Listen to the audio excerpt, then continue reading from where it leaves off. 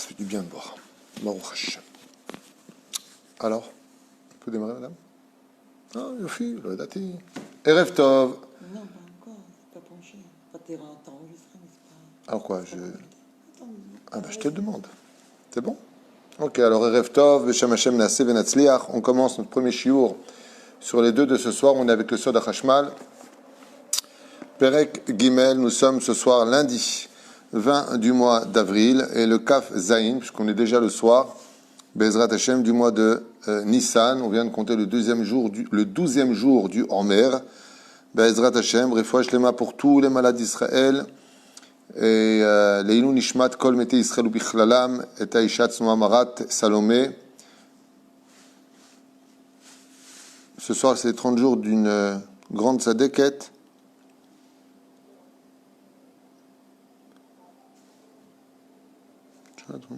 Salomé Rachel Per Chaya Bat Miriam, Mishpachat Alevi, Zichrona Livracha, qu'elle prie pour nous, Bezrat Hashem, dans le monde d'en haut.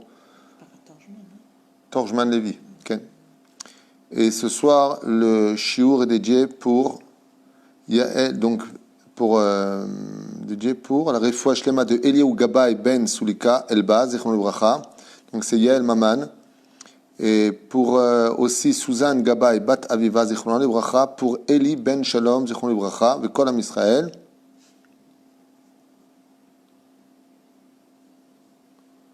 Shenishma Vinbaser Besurot Tovot Yeshuot Venechamot. Ce soir, dans le shiur, donc vous voulez un cours de Moussar, on le fera plus tard. Mais là, on est avec le Sod HaChashmal.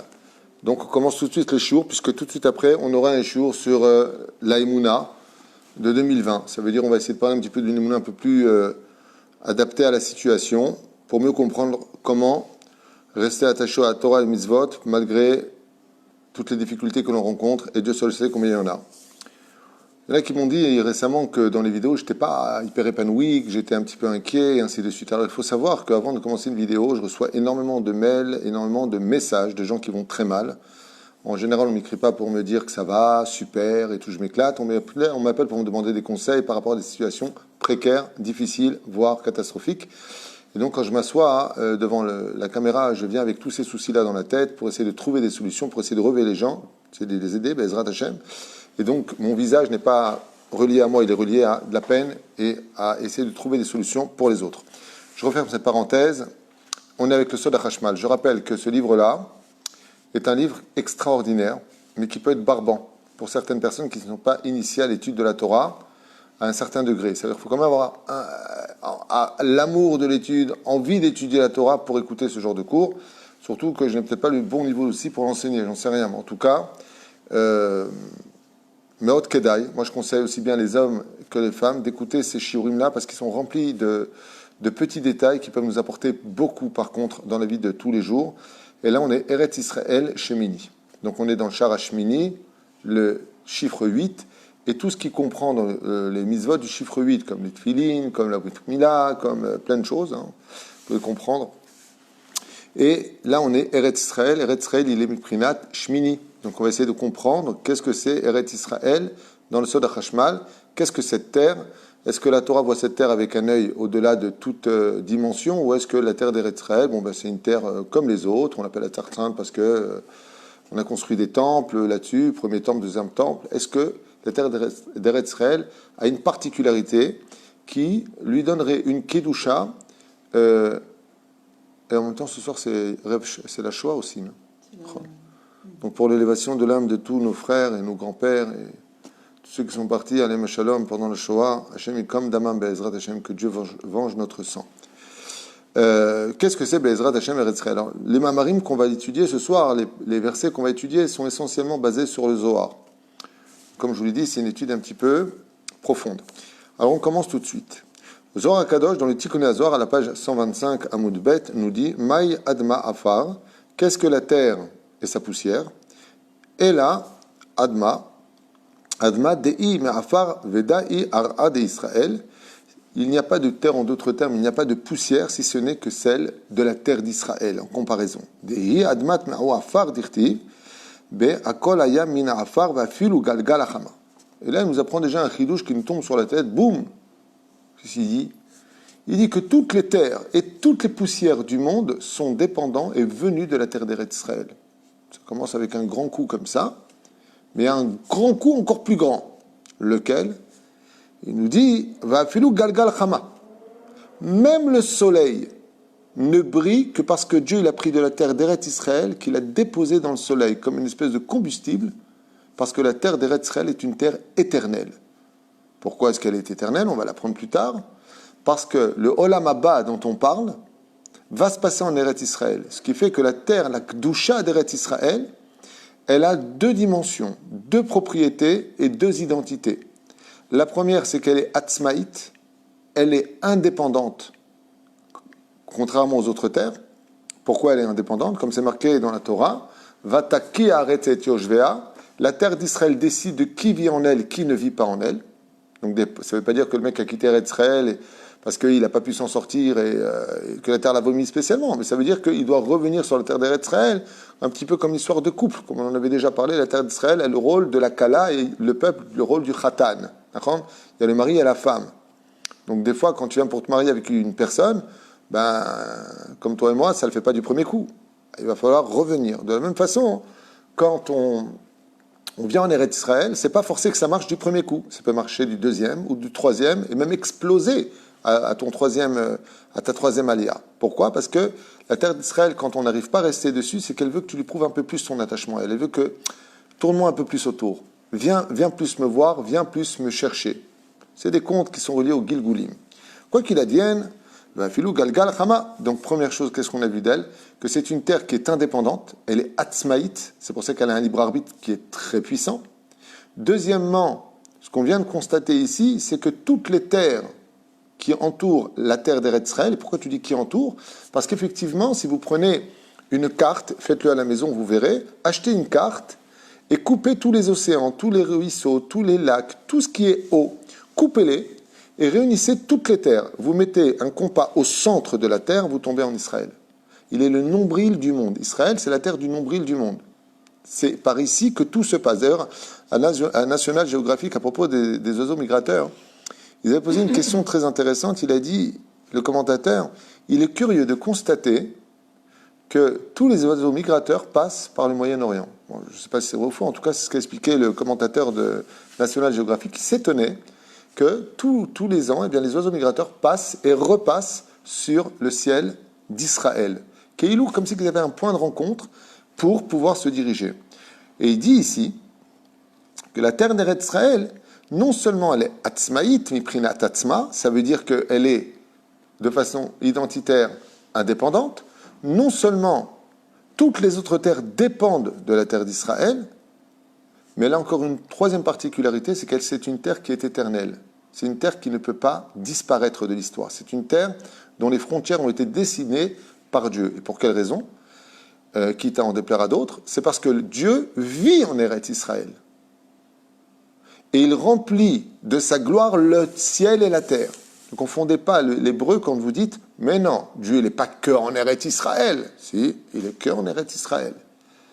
Alors quoi? Il n'y a pas marqué « Hachem emalet kol haaretz kevodo » Dieu remplit de sa gloire le monde entier. Oui, sa gloire. Par exemple, l'ampoule qui est au-dessus de moi, elle est où? Elle est là, et pourtant elle est claire à côté. C'est ça que ça veut dire.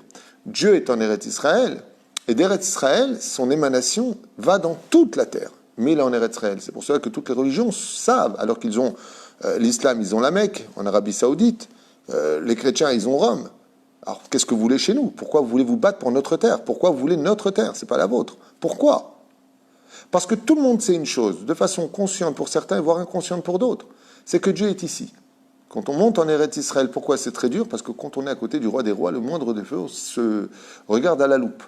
Mais la reine, ici il y a Dieu. C'est pour ça que quoi que l'on fasse dans tous les pays du monde entier, comme on l'a déjà expliqué dans maintes shiurim, eh bien quand on est à New York, en France, aux États-Unis, en Chine, peu importe où on est, quand on veut parler à Dieu, on fait sa amida, on fait sa prière, où est-ce qu'on se tourne?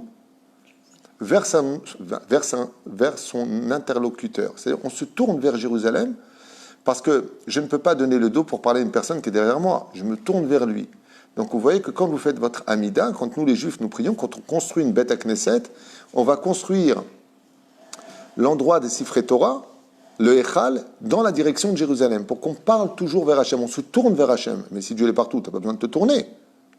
Bah, s'il est là, alors je prie par là, s'il est là-bas, je prie par là-bas, je n'ai pas besoin de faire ça. Dieu est partout. Il est partout par son émanation, par sa gloire et sa puissance. Mais au niveau de son personnage, si je peux le définir comme cela, Dieu n'est qu'en Eretz Israël. Et les Neshamot des Juifs ne sont qu'en Eretz Israël, comme c'est marqué dans Ketubot 111.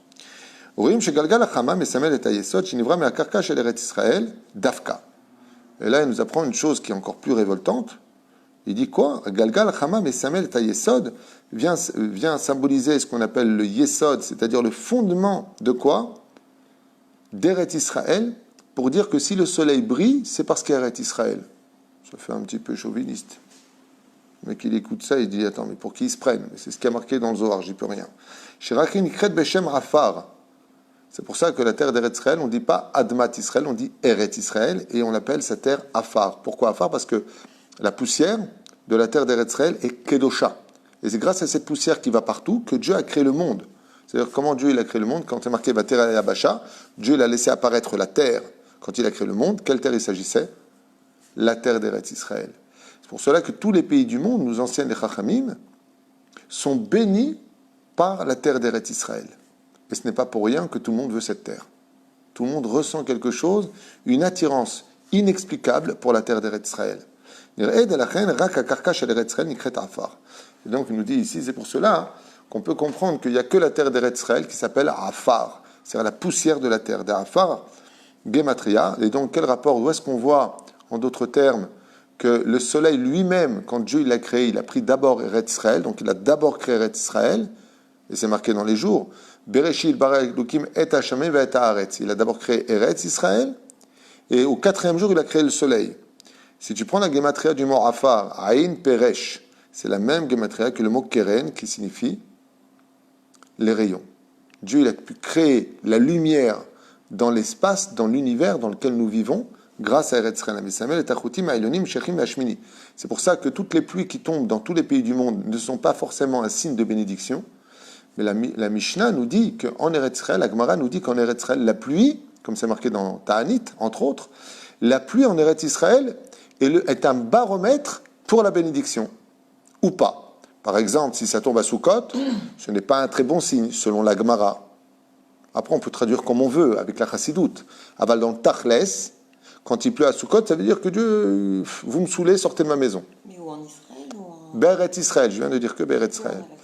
Mais par contre, si la pluie tombe pendant Pessah, c'est un signe de bénédiction, parce qu'on est jugé sur la Tevoua, on est jugé sur la Parnassa, on est jugé sur la récolte.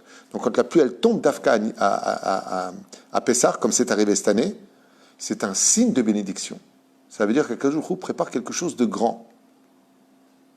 Mais Anienne, qui vivra verra. Ça veut dire que Dieu prépare quelque chose de grand. Et ne dites pas, c'est bon, ça va, on a entendu, le Mashiach n'est pas venu, arrêtez de nous vendre ça. Si, monsieur. C'est la réalité, c'est ce qui est marqué dans la Gemara. כדאל והארץ מסמל את העולם השמיני וארץ ישראל שעליה כתוב לאמור לך אתן את ארץ כנען חבל נחלתכם. Et c'est pour cela que dans les Teilim, il y a marqué en ces termes, Dieu te donnera la terre d'Eretz Kenaan, Hevel Nachalatchem, comme parce qu'elle est votre héritage à vous. Hevel, c'est une corde. Pourquoi une corde? Parce qu'il y a 3 liens pour dire que c'est indissociable d'Israël. On ne peut pas, et je veux dire un mot peut-être qui va gêner beaucoup de gens, mais on ne peut pas, dans le judaïsme, être un homme de Torah et un homme pieux si on n'est pas relié à la terre d'Eretz Israël. Je répète, on ne peut pas. Ça veut dire que si je vis à Paris en tant qu'homme pieux et que je ne ressens pas mon besoin de m'attacher à la terre d'Eretz Israël, de penser à la terre d'Eretz Israël, d'aider à construire Eretz Israël, même si je suis en shlichut, même si je dois m'occuper de ma communauté, en davar kazé, un juif qui s'est déconnecté de la terre d'Eretz Israël, s'est déconnecté de tout son judaïsme, il est devenu religieux. Il a perdu la dimension de Oumma, c'est-à-dire de nation. À l'essence même de ce que Dieu a demandé, je ferai de toi une grande nation. Et il n'y a pas de nation sans terre. Et c'est pour ça que Dieu ne nous a pas dit c'est un cadeau. Il nous a dit c'est votre héritage. Et un héritage, il faut aller le chercher. C'est votre héritage à vous. Et c'est quoi un héritage? C'est le cadeau qu'il nous fait. Donc quel Dieu Et quel cadeau Hachem nous a fait quand il nous a donné la Torah et la Torah, les mitzvot, masim tovim. Il nous a dit, j'ai un cadeau à vous faire, lequel? Je vais vous donner une terre. Cette terre, c'est la terre d'Eretz Israël. Prenez-la pour vous. Hevel Degdusha Shel Am Israël. Et pourquoi cette terre-là? Parce que comme le peuple est saint, il fallait qu'il donne une terre qui est sainte. Et là, il le dit noir sur blanc dans le Zohar, car la seule terre au monde que Dieu a créée avec une âme, un niveau d'âme, et non pas un nefesh, comme les autres terres, eh bien, c'est la terre d'Eretz Israël. La terre d'Eretz Israël a une neshama extraordinaire, qui est vraiment le pays d'Eretz Israël. Et cette Kedusha-là, donc comme elle est une neshama, il y a une notion de Kedusha ou pas. Ce qui n'est pas le cas des autres terres. Les autres terres sont appelées Artsot Meot, dans le judaïsme, des terres impures, tandis que la terre d'Eretz Israël est appelée Eretz HaKodesh, la terre sainte. Même en français, on le traduit comme ça. Ah, tu pars en terre sainte? Pourquoi tu dis la terre sainte? Les gens, ils pensent qu'il y a le côté religieux qui se cache là-bas. Non, non, non. Le nom de la terre d'Eretz Israël, c'est Kadosh. C'est Eretz HaKodesh. On appelle ça vraiment comme ça. Et si on était vraiment conscient de ces mots-là, on ferait très attention quand on jetterait des mégots de cigarettes en Israël. C'est une terre qui est sainte, Matazorek. Quand tu peux jeter une cigarette. Tu comprends? Mais car les autres pays ne sont que les propriétés de la terre d'Eretz Israël. Ça veut dire quoi, Kimtal Télé? Ça veut dire qu'en réalité, les autres terres du monde ne vivent que par Eretz Israël. Alors maintenant qu'on sait ça, on comprend beaucoup plus l'actualité. Que toutes les nations du monde, au niveau des informations, sont tous rivés sur Eretz Israël. Qu'est-ce qui se passe en Eretz Israël? On voit que la une des journaux dans le monde entier, c'est Eretz Israël, pour un oui ou pour un non. Car les pays savent que leur existence dépend d'Eretz Israël. C'est-à-dire? La reine Omer Azor Kadosh, maintenant il dit comme ça, Masim Azor Kadosh, Parashat Vayera, Kuftet Vav, Moudelef, Kizeh Nachalat Hashem, car c'est l'héritage de Dieu, cette terre, Zo Eretz Achaim. Mais Dieu lui a donné un autre nom dans le Zohar. Il l'appelle la terre des vivants, la terre de la vie. Quand on vient en Eretz Israël, alors ça veut dire quoi? Si ici c'est la terre des vivants où j'ai vécu, la terre des morts. C'est-à-dire quand un juif fait ça à Léa, c'est Triat Ametim. Vekar Korela l'Eretz Israël chez Eretz Achaim. Et c'est pour ça que le créateur du monde, lui, l'appelle même pas Eretz HaKodesh. Il dit Bichlal Zot Eretz Achaim, c'est la terre des vivants. Ici on vit. Ici, Beret Israël, dit le Zohar, donc il n'y a pas de parti pris en disant ouais, n'importe quoi. Si vous dites que je dis n'importe quoi, vous dites que Rabbi Shimon Bar Yochai dit n'importe quoi. Donc, restons dans l'étude, sans opinion personnelle. Roim Sherak Eretz Israël, Imprinat Eretz Chaim. Il le marque en gros ici. D'Eretz Chaim et Samel et Ha'olam Hashmini, Shoresh HaChashmal. Car toutes les énergies du monde viennent de la racine d'Eretz Israël, Misham Baim HaChaim La'olam. Car d'ici vient la vie. Alors, posons une question intéressante au lieu de nous prendre la tête. Question très intéressante. Pourquoi on appelle ça la terre de la vie? Pourquoi Dieu il appelle ça la terre de la vie? Tu as une idée, toi, Bernie? C'est dur hein, comme étude. Hein. Profond. Hein. Je vais t'expliquer avec l'aide d'Hachem et tu vas comprendre. Il le dit ici, hein, c'est pas de moi. Il dit parce que toutes les neshamot dans le monde entier, par exemple, quelqu'un à Brooklyn, il va avoir un bébé. Il faut bien qu'il y ait une neshama qui aille là-bas dans ce corps, sinon ça devient un péguerre, c'est un corps sans âme. D'où elle vient? Elle vient d'Eretz Israël. Toutes les âmes du monde entier viennent d'Eretz Israël. C'est l'âme de la vie. Ici, c'est... Exactement. C'est de la ville de Chevron que sortent toutes les neshamot dans ce monde. Et quand quelqu'un décède, sa neshama vient en Eretz Israël. Donc, quelqu'un qui, par exemple, quand une femme met au monde un enfant, qu'est-ce qu'elle dit? Je t'ai amené à la vie. Et étant donné que toutes les âmes passent par Eretz Israël, elles viennent d'Eretz Israël, Dieu il dit, mais non, c'est pas simplement une terre qui est kadosh ici. C'est une terre qui donne la vie. Mais cette vie-là, elle est d'une telle puissance que même si tu es né ailleurs et que tu montes en Eretz Israël, elle considère ta vie. Ça veut dire que un petit secret comme ça d'étude que j'ai fait il y a plus de 25 ans en arrière, on a l'habitude de fêter les anniversaires de notre naissance. On a l'habitude de fêter l'anniversaire du mariage. On a l'habitude de fêter l'anniversaire de grands événements qu'on a vécus dans nos vies. Mais il faut savoir qu'il y a un événement qui est plus important que tous les autres anniversaires. C'est le jour de l'Aliyah. Le jour de l'Aliyah, pourquoi? Parce que la Gemara nous dit, tout celui qui fait sa Aliyah en Eretz Israël, on lui pardonne toutes les fautes qu'il a fait avant. On parle des fautes Beshogeg, bien sûr. Okay? Donc c'est une Bria Chadasha. Comme ça dit Rabbi Yochanan dans la Gemara. Tout celui qui monte en Eretz Israël, il est comme si qu'il vient de naître. Ce qui explique beaucoup de choses. Pourquoi quand tu viens en Eretz Israël, le mec il était PDG en France, il était expert comptable, il était le grand avocat, il était le number one. Il arrive ici, il part en bas de l'échelle. Pourquoi? Pourquoi tout est à recommencer à zéro en Eretz Israël? Parce que tu es une nouvelle créature qui vient de naître. Ce qui fait qu'en réalité on a deux vies. Et tu as remarqué que quand quelqu'un naît, on lui donne un nom.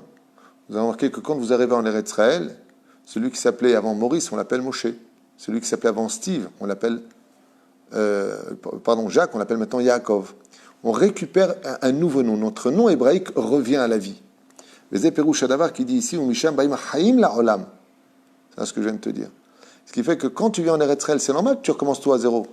Parce que Dieu vient de remettre tes compteurs de ta vie à zéro. Mais tant que tu es arrivé ici, la vie vient de se renouveler. Eretz Haïm. On change de personnage, on change de vie, on change de langue, on change de culture, on change de tout. Comme l'explique Ibn Ezra, Ma'ala Gdola Yesh l'Eretz Israël, Ibn Ezra, il dit la grandeur de vivre en Eretz Israël, la grandeur de la terre, d'Eretz Israël, Mishesh lo Bahelek. Regardez ce que explique Ibn Ezra à propos de Bereshit, dans le chapitre 33, verset 19. La grandeur d'Eretz Israël est si importante que celui qui acquiert une partie de cette terre, qui achète une terre ici, qui arrive à s'installer, même s'il la loue, c'est comme si qu'il a déjà acheté sa place dans le monde futur. Ça veut dire, on compare, dit Ibn Ezra, la valeur d'acquérir quelque chose en Eretz Israël comme la valeur d'avoir acheté déjà sa place dans l'Olam Haba. Ça me fait rire parce que il y a à peu près une dizaine d'années, il y a une structure américaine qui s'est créée, une société. Ils sont mis à vendre des parties de la Lune. Ils ont dit que d'ici 50 ans, on va peut-être vivre sur la Lune. Comme ça, on dit les Américains. Et ils ont vendu, je crois, les 2 mètres carrés ou le mètre carré sur la Lune, $300,000. C'est là. Nous, on n'a pas besoin d'aller sur la Lune. L'avenir de toute créature juive dans ce monde, c'est de rejoindre la terre d'Eretz Israël. Et il dit, celui qui acquiert, dit Ibn Ezra, pas David Tuitou, que ilukana chelek l'olam haba. Chez Kol Adar Beretz Israël, c'est marqué aussi dans la Gemara, tout celui qui fait que 4 pas en Eretz Israël, muftah lo shuben olam haba. C'est comme si il a marché déjà sur le monde futur. מבחינת ארץ ישראל מסיים את העולם השמיני ונקרא עולם של ארץ ישראל. מה זאת אומרת? במלואה א' ר' צדי י' ש' ר' א' למד גמטריה 1,088. Ok, Amessamel, le truc Hashmal.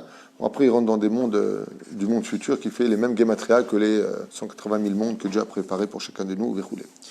Vetorvat Rochman Nachalat Yeter Ole Hashemesh Bechebel Nachala. Soulam, 2 secondes, j'essaie d'avancer. Oh. Et il dit comme ça, dans Midrash Tanchuma. Keshem Shatabour Hazeh Natun Be'emtsa Aish, Kach Eretz Israël Nituna Be'emtsa Olam. Tout comme le nombril. Attends, tu dis, je comprends pas un truc. Tu veux me faire croire que quoi? Toutes les terres sont nourries par Eretz Israël, que tout dépend d'Eretz Israël? Le nombril, c'est la chose la plus insignifiante dans le corps humain. Quand tu vois une personne n'est attiré par le nombril. Ça n'a aucun, aucun avantage dans la vie. D'accord? On ne voit pas l'intérêt. Et pourtant, pour créer la vie, pour créer l'enfant, s'il n'y a pas de nombril, il n'y a pas d'enfant. Parce que comment l'enfant va respirer? Par son nombril. Comment il va boire? Par le nombril. Comment il va manger? Par le nombril. C'est ce qu'il veut dire. Il dit, quand on te dit que toutes les terres dépendent d'Eretz Israël, tu vas dire en quoi tel pays ou tel pays dépend d'Eretz Israël? Je dis non, la conception des pays dépend d'Eretz Israël. C'est ce qu'il dit, regardez. Le nombril, quand tu vois une personne, on n'a pas besoin de son nombril, ce serait choquant de voir un mec sans nombril quelque part. Ken? Mais le nombril qui est au milieu, Dieu l'a laissé, ce trou qu'il a laissé pour faire comprendre que la racine qui a permis à cet homme de grandir, c'était quoi? Son nombril. Il dit, Kach Eretz Israël nituna be'emtsa olam, comme je vous ai dit tout à l'heure. C'est pour ça que Dieu, quand il a créé la terre, tous les pays, les continents, il a placé au centre le pays d'Eretz Israël pour montrer qu'il était le nombril du monde. Yoshev al Tabor Haaretz, comme c'est marqué, Yoshev al Tabor Haaretz. Et tout celui qui donc s'installe en Eretz Israël est comme si qu'il s'installait dans la source de ce qui a donné la vie à toute la terre et au Shiva Korvelechet, c'est-à-dire à toute l'univers. les galaxies. Et c'est d'ici, de la terre d'Eretz Israël, que sort toute l'abondance pour les nations, que Dieu abreuve le monde. Comme le Even Pina qu'on avait au Beth Amikdash, par lequel le monde entier venait se recueillir. Amidrash Eretz Israël imprinat revel atabour chez la olam kulo.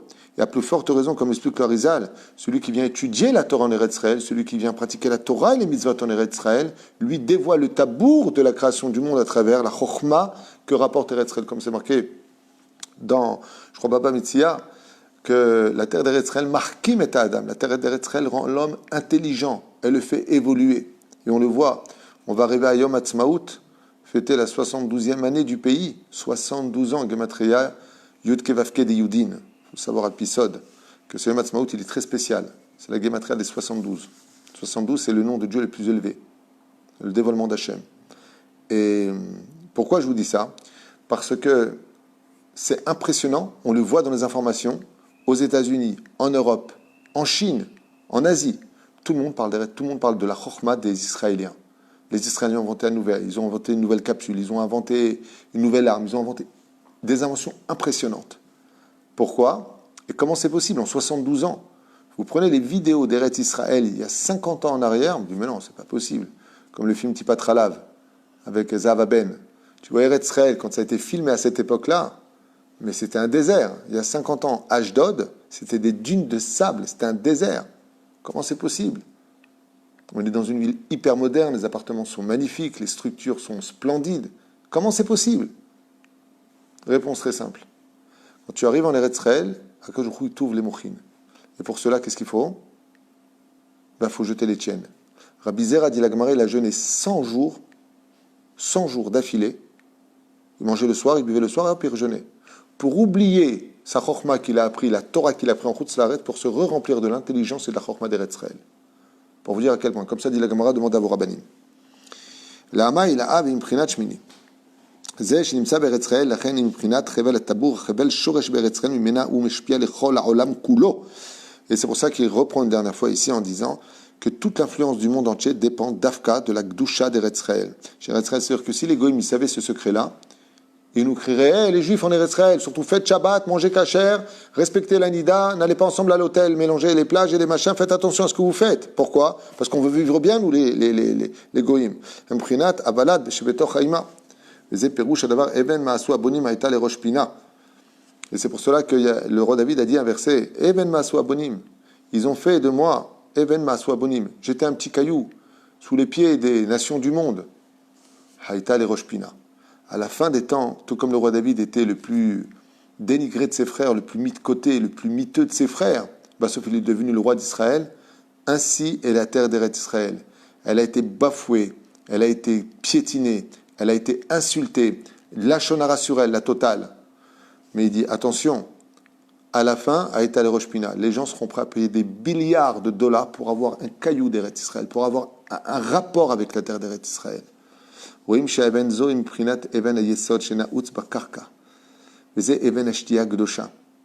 on fait les Chachamim, il dit ici, quand ils ont voulu quitter la terre d'Eretz Israël pour aller étudier la Torah en Babylonie, on a le droit de quitter Israël pour étudier la Torah, pour être plus tranquille. En plein sur le bateau, alors qu'ils s'éloignaient du rivage, ils ont tous plongé dans l'eau, ils ont nagé et ils se sont lavés avec les cailloux et la poussière d'Eretz Israël. Pourquoi? Parce qu'ils ont dit on ne peut pas laisser cette terre. C'est ici qu'on doit continuer à apprendre la Torah. Gematria Avir. Mais pourtant, il y a énormément de souffrance, entre guillemets souffrance, mais quand quelqu'un fait son alia, il y a quand même de la souffrance quand il vit en Israël. Mais c'est marqué noir sur blanc. Quand on vient en Eretz Israël, on ne peut qu'au début souffrir. C'est marqué noir sur blanc dans la Gemara, Masechet Brachot Bedaf E Amud Aleph. Marqué. Eretz Israël s'achète par la souffrance. Pourquoi? Parce qu'il faut mériter de vivre ici. Et s'il n'y a pas de souffrance, il n'y a pas de mérite. C'est comme le mec qui monte sur le ring pour se taper le championnat du monde, et à peine il monte, l'adversaire, il vient et il se met par terre, il dit c'est bon, tu peux compter jusqu'à 10. Nouveau champion du monde, il ne s'est pas battu. Qui veut de lui? Eretz Israël se mérite. Quand tu veux te marier avec une femme, tu crois que c'est facile? Il faut la mériter. Il faut se battre. Il faut lui montrer son attachement. Quand tu veux te marier avec un homme, c'est pareil, il faut le mériter. Quand tu veux gagner de l'argent, il faut travailler honnêtement. Il faut mériter cet argent. Ça s'appelle travailler. Quand tu viens en Eretz Israël, c'est pour retrousser tes manches, arrêter avec tes principes, arrêter avec le côté RMI, sécurité sociale, machin, truc chouette, parce qu'il n'y a pas ça ici. Vous le savez bien, je ne vais pas vous refaire... le social est totalement revoir en Eretz Israël. Et donc, c'est un pays où il faut retrousser chez manches, il faut montrer que Béhémet, on aime la terre et qu'on est prêt à souffrir. Mais attention, moi ça fait 33 ans que je suis ici, j'ai beaucoup souffert Baruch Hashem en Eretz Israël, beaucoup, quand je dis beaucoup, c'est beaucoup, mais on est toujours gagnant. Je voudrais vous donner deux exemples. Quand on parle de souffrir des Chagav, nous, on est des privilégiés. Moi, j'ai fait ma alia en 87, je suis un privilégié. Ceux qui ont souffert, c'est pas nous. C'est les Marocains, les Juifs du Maroc, les Juifs de Tunisie, les Juifs d'Algérie, les Juifs de tous les pays, Ashkenaz, qui sont arrivés ici. Eux, ils ont construit le pays, ils vivaient dans des tôles. Moi, je me rappelle, à Netivot, les anciens me disaient que quand ils ont été jetés dans des tentes, ils allaient faire leurs besoins dans des champs, ils creusaient, ils faisaient leurs besoins, ils n'avaient pas d'eau chaude, ils n'avaient rien. Eux sont les vrais héros. Seulement, regarde.